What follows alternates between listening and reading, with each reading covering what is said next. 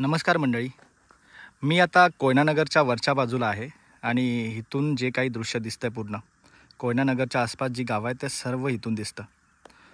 तुम्ही पाहू शकता की इथे जळकेवाडी कोयना वसाहत आहे.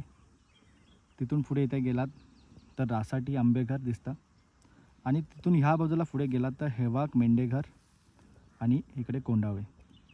तसेच इथे खाली एक गाव आहे भोकरवाडी गोकुळनाला आणि इकडे ह्या बाजूला पाहता तुम्ही तर गोकुळचं भैरवनाथ मंदिर आहे.